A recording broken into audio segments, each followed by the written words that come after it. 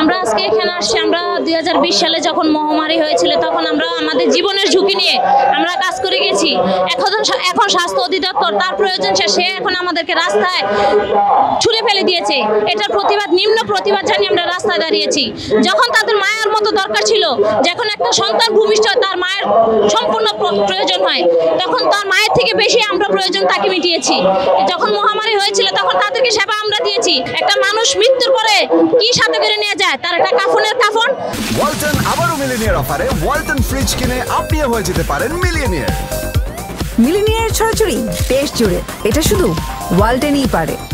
মৃত্যুর পরে শেষ জানাজার শেষ সেই গোসলটা সাথে কিনে নিয়ে যায়। তার বাবা মা, তার আত্মীয় স্বজন, কোনো মসজিদ থেকে কোনো মৌলবী এসে সেই গোসলটা করে নাই।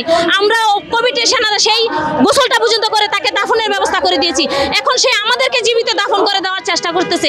সেটার জন্য আমরা নিম্ন প্রতিবাদ জানাচ্ছি।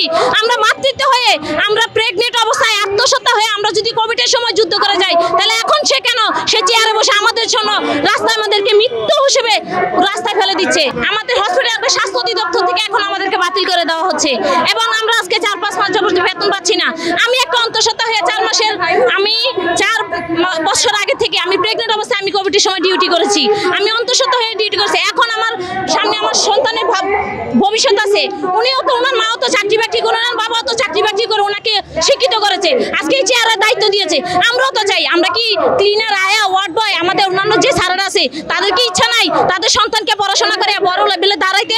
আমাদেরও তো ইচ্ছা আছে। তো ওনারা আজকে ক্ষমতায় বসে ক্ষমতার অপব্যবহার করছে, সেটা নিম্ন প্রতিবাদ আমরা জানাচ্ছি।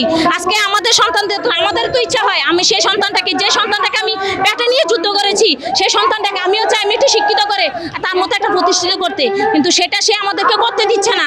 কিন্তু সে ক্ষমতার অপব্যবহার করে। তা আমি মনে করি দেশে খালি ছুরি, কাঁচি, বোমা, লাঠি নিয়ে যুদ্ধ করলে যুদ্ধ হয় না। তার থেকে বেশি যুদ্ধ আমরা করেছি কোভিডের সময়, তার থেকে বেশি যুদ্ধ আমরা করেছি। এখন আমরা মনে করি লাঠি গাইছে, রাস্তাঘাটে যত মারামারি হয়, একটা মানুষকে কেটে ফেলে দেওয়া হয়, তাদের ট্রিটমেন্ট আমরা করি, কেউ করে না। একটা মানুষ যখন রাস্তায় পড়ে থাকে তাকে কেউ ধরে না, আমরা ধরি। অপক্ষ হিসেবে রাস্তাঘাটে তাকে ছুঁড়ে ফেলে দেওয়া হয়, আমরা তাকে মায়ের মতো স্নেহ দিয়ে আমরা তাদেরকে সেবা দিয়েছি। আমরা যখন ওয়ার্ডে ছিলাম তখন আমাদেরকে একটা রুগী বলেছে সে অজ্ঞাত, তার বাবা নাই, মা নাই, আমরা তাদেরকে সেবা দিয়েছি। একটা রুগী হাতে পায়ে পছন্দ ধরে গেছে, আমরা তাদেরকে সেবা দিয়েছি। তখন কোথায় ছিল প্রশাসন, কোথায় ছিল ডক্টর ইউনূস?